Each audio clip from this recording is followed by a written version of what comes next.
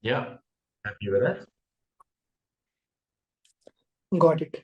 So yeah, welcome all. This is me, Saifal, your mentor and analyst regarding cricket analytics.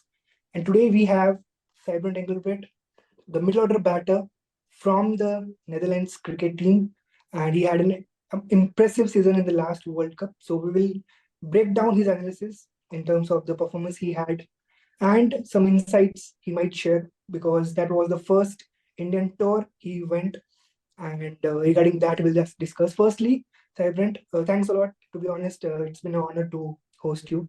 And the first question I have is that how was the experience mainly to bat in India? Because I feel that's the first time you came here.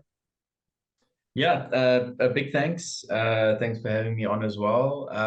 It's actually the third tour that I've been on to India. I participated in the Champions Trophy tournaments when I was much younger. That tournament no longer is around anymore, but it was of course the first World Cup that I've attended, and also obviously the first World Cup in India. And yeah, first of all, I think it was a fantastic experience. Holistically, being in India, it's a beautiful country. So it was fantastic to travel around all of the different regions. But the one thing that's definitely very important to note, especially from the batting front, is how different the pitches are in the different regions. So I don't think it's possible to just put a blanket over, okay, Indian pitches are like X or like Y. You have to adapt. In our view, the pitch in Dharamsala had a little bit of more pace and a little bit more bouncing, where, for example, Kolkata was quite slow and the ball kind of held into the pitch. So that's why it was really difficult to get kind of the cutters away that the bowlers bowled. Where pitches like Delhi and Bangalore were absolute roads to bat on. Although our performances didn't quite show it, it was fantastic conditions to bat in. And the outfields as well, very different. Dharamsala had quite a slow outfield, where the Delhi outfield is lightning quick. So at every single venue that we played at, it was important to try and take the analysis into play and try and adapt accordingly to execute the skills on that particular pitch and on that particular field. Got it, got it. So actually, that's a very brief analysis you got in your memory still now. So that's a great thing to have. And secondly, I would ask you the innings that you played against Sri Lanka, mainly because that was the way where I look at you as a not only as a middle order batter, but also who can anchor the innings very well, depending on the condition. Because at that time, you were around uh, down in terms of the game sense at that point of time. But yeah, the partnership you had with the Logan and for the seventh wicket. So how was it? Means what were communicated between both of you, and where you see that innings in your career? Yeah, I think sometimes when you are 4 or 5 down, it kind of simplifies batting to some extent, because the reality is you can just bat, and then try and take care of the good ball, but then try and take advantage of some of the bad balls. So sometimes when your team is under pressure and when you come into those situations, it actually simplifies batting quite a bit. So I do think the ball moved around quite a bit up front, and obviously we found ourselves, I think, 5 or 6 down with not many runs on the board, and the communication between Logan and I was just to try and stick to our basics, and just bat. He executed really well on the sweep shot against a couple of those spinners. And we were able to kind of accumulate a little bit of runs through that middle period to give us a bit of a foundation at the back end to kind of express ourselves. I think I did go out at a bad time for us. If I executed the lap shot against Marishanka, and if I executed that better, and we got a little bit more momentum. We could really have gotten ourselves to maybe a 280, even 290 score. So very happy to have contributed, but personally, I know that at that time, it's when you want to try and translate that 70 odd into 100 or 110 or 120. So lots of learnings taken from that. Happy to have contributed, but a lot of learnings in terms of when it is your day or when you do have the opportunity to really take it. Got it, perfectly expressed. So the thing was, nextly, we have in terms of the transition you made from South Africa to Netherlands, because after 2008, I feel you were completely disappeared from the creating contention, right? And we haven't seen you for a very long time. So how was it mainly, and what made you come back in the field again? So I suppose a brief background. Played in the 2008 World Cup, and then straight after that, I got contracted down in the Western Cape with the Cape Cobras, and I played professionally in South Africa for about 9 years. So played professionally, played first class cricket, played list A cricket, played T20 cricket locally, but I suppose I didn't do well enough or had consistent enough performances to break through into the Protea setup. So in 2016, I decided to take a step away from the game and started my career in business and in finance. And then started working for the organization that I'm still working for today. And about 3 years ago, the business wanted to expand their footprint in real estate private equity in the Netherlands, and they needed somebody to go and help drive that business forward. And I stuck up my hand, and that's how my family and I arrived in the Netherlands into 2021, the start of 2021. And the only reason why we really started, or why I really started playing cricket again, was to kind of make some more friends and integrate into the community. So there was no intent of playing cricket at a high level at all. And then things just kind of unfolded, and I ended up giving the head coach a call to ask whether they would be interested in having my name as part of the selection. And by that stage, I was fortunate enough that I went through a period of some really good form, made some runs in the domestic setup here in the Netherlands, became eligible to play for the Netherlands, played for Netherlands A, did relatively well for Netherlands A as well. And then, the rest, I suppose, is history. Kind of got selected, went on a spin camp, and then went back and made my debut against New Zealand, which I think was the second game of the tournament. Yeah, absolutely. Got it. So actually, Sybrand, if you can give us through insights in terms of the teammates you have, right? So how was your first impression with them when you have a comeback in that side completely, right? So how was it, and what was the whole emotions around that in the World Cup? Because that's the first time most of the players are playing World Cup for the first time in India. So yeah, how was that? Yeah, look, I can only commend the environment, the leadership within the environment, the players. I think we've all grown really close. We formed very strong bonds. There's no egos in the environment. Everybody just absolutely loves cricket and just wants to play and try and challenge and push. To be the best version of themselves, which I think is extremely healthy. So overall, the environment was extremely welcoming. Luckily, I've known most of the players because I've been playing against them domestically, and I've also helped out a little bit in a consulting capacity before obviously turning back to playing. So it was very, very easy to kind of step into the environment and to be able to express myself. So a lot of credit needs to go to the leadership of the environment. Scott Edwards and Ryan Cook and Ryan Finney-Cook and Heino can really set up an environment where people can express themselves.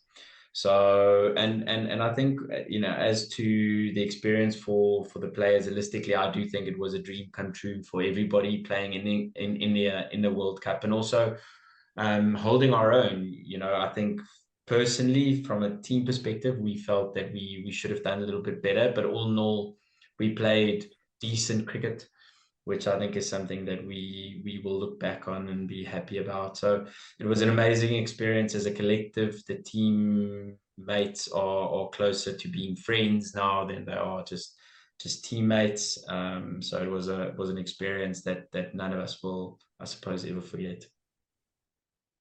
Yeah, absolutely true. Sybrand, just take me through about the fielding side you have, because in that scenario, you may have seen there were so many great teams in terms of fielding. Even South Africa is one of the great teams in fielding. So, is it already in you, or how was different in terms of India fielding in India?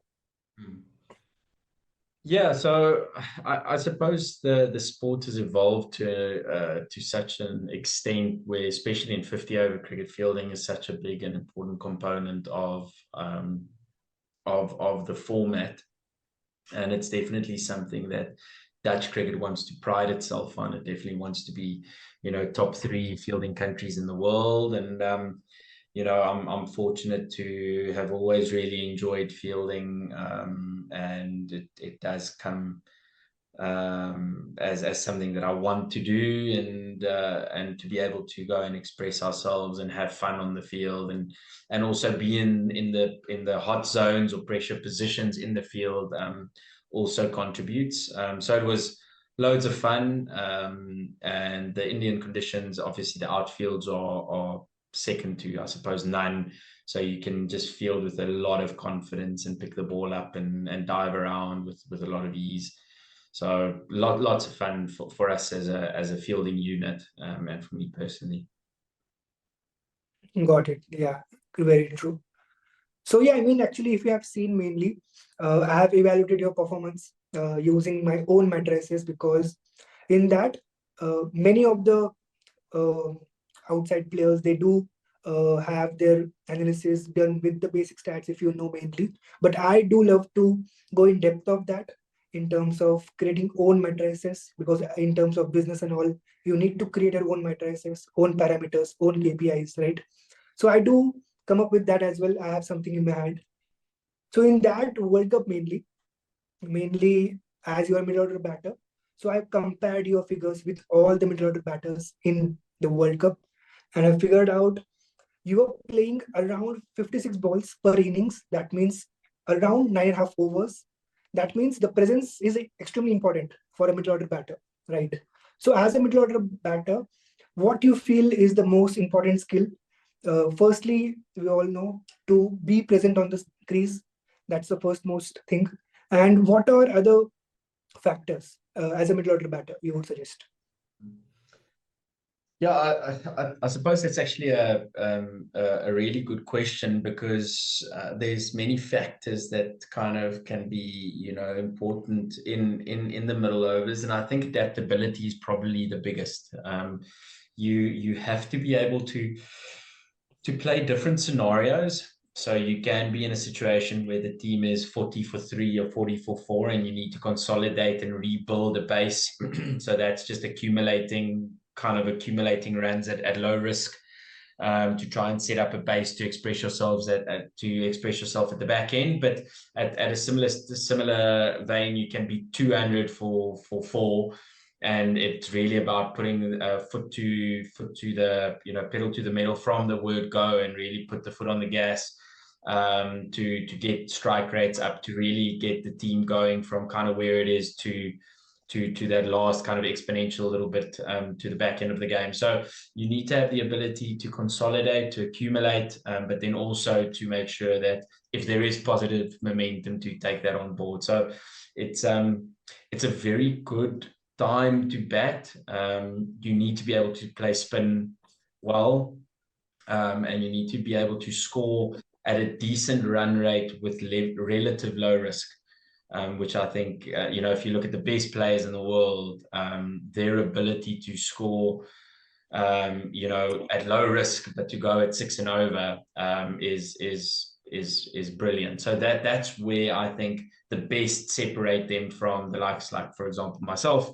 They don't dot up, a good ball, they get one, and then the bad ball they put away for 4, where, lesser quality players, or players that don't have as much experience or exposure, you tend to face too many dot balls, and then the pressure just builds and builds and builds.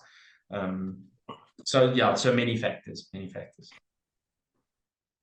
Got it. So yeah, I mean that's what everything is reflecting in your performance, because if I compare that, as I said, around 56 deliveries overall per innings, and if I compare that with all the possible all-rounders, including every single team in Australia or in England, India, everyone, you are taking 21 balls extra. That means your presence on the crease is more than any other middle-order batter in the recent World Cup. That means around close to 4 overs, almost 4 overs. So you're more tend to stay on the crease 4 overs extra as compared to any other middle-order batter.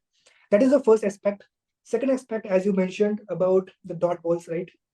So in that scenario, it's all about the strike rotations and how to convert singles into doubles and then tries and all. So in that scenario, you had around 156 deliveries in terms of total tournament. And if I compare that with all the other middle-order batters, including all the 10 teams, it's more than 58 balls. That means around 10 overs. So you are converting the deliveries into singles, doubles, 58 balls extra. That is around 10 overs as compared to any other middle-order batter. So what's your take on that? Yeah, look, I think the situation dictates as well. So the analysis is extremely valuable, but it has to be seen in context. And quite often during the tournament we were on the back foot, which does mean that the confidence to try and get the single kind of diminishes, and the ability to absorb the pressure becomes a higher priority. So yes, seeing the analysis within the context, I think playing the situation, we executed relatively well. Of course, it would have been fantastic to get the strike rate higher and to minimize the amount of dot balls. But seeing the context, and then also, it's about having better precision and execution as well. There's plenty of times where I set up well, try to execute the reverse sweep, and then I either hit it straight to the fielder or miss the ball, or hit a kind of a back foot shot, not too deep square or to square point, but to kind of hitting it straight to the fielder. So that's I suppose all part of the learnings and part of the reflections of the World Cup, is playing the scenario, but then also looking at areas of improvement. Got it. So yeah, I mean, last few questions from my side is that now, in June we have the World Cup again, T20 World Cup. So what are the chances you will be in the squad, and how you look towards it? Yeah, I'm not sure what my chances are, but I would love to go. So we've been working, identifying ways and areas that we need to improve, and that I need to improve. It's a very different format to 50 over cricket. It's an amazing format, but it can be quite tricky. Obviously, strike rates become even that more important. The ability to clear the fence becomes really, really important. How you play the different sections of the game is critical. Overs 1 to 6 is very different to overs, for example, say 7 to 12. So it's very much scenario based again, but you do need to have the ability to decrease the amount of dot balls and to really capitalize when the bad balls are there. So a lot of work that needs to happen in the next couple of months. But I hope that I will improve my game and get my game to a level where I can add value and that I am in the selected squad. But yeah, I don't know at this moment. It's side squads haven't been selected yet. That's only going to happen, I think, probably in May. It's not initially. Very few people know about you, right? And now, after that World Cup, everyone knows about you right now. And also, I also would like to mention, Fairtree helped you a lot in that whole process. I have seen that as well in your recent interviews and in other platforms. So yeah, last question about this itself. So how your company helped you regarding the whole process, and how would you mention that? Yeah, look, there's very few companies that I know of that will bless a player as myself to go. I think it was 7 weeks that I was in India. So I try to work for the majority of the tournament, but it was quite tricky. But the support from the leadership group, but the support from my family as well was extremely valuable, and without them I would never have been able to do that. So I'll always be extremely grateful for what Fairtree, the environment that they create for us to follow our passion and to follow our dreams. And I think any employee that works within the organization will say something very similar. So I'm fortunate to be part of an organization with strong values and a strong culture, and to be learning and to be challenged at work is really fascinating. And then to be able to pursue this passion is a dream come true. So as I said, I'll always be extremely thankful for them and to my family. I mean, my wife was 8 months pregnant when I was overseas. So for her to hold the fort with our 3-year-old boy was truly remarkable from her side as well. So I'm extremely blessed. I'm extremely lucky to be in the position that I am, and I'm fully aware of that. So I'll always be extremely grateful for that opportunity. Absolutely correct. So yeah, guys, that's all we have for this wonderful meeting. Actually, I do had multiple questions, but due to time's constraint, we have to stop here. Now, Sybrand, the last few things you want to mention to my students, to my audience and all?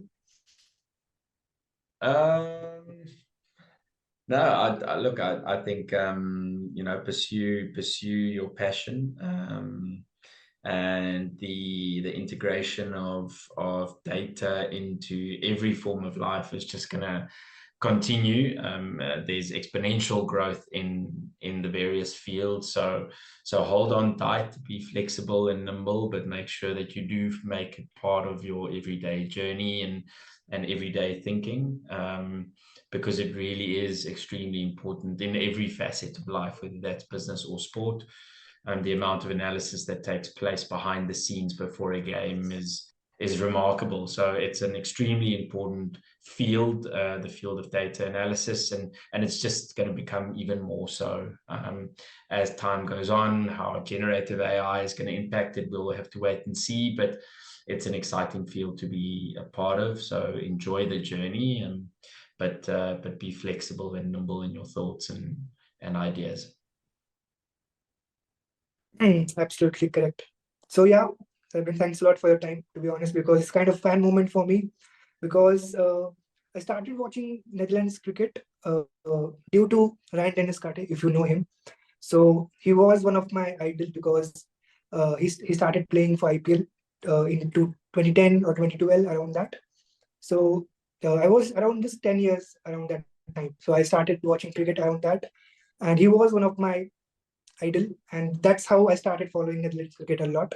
And this is how I met you today as well. So again, thanks a lot for your time. And yeah, that's all we have. Fantastic. It's only a pleasure, and thanks for having me. And I'm sure we'll speak again soon. Thanks.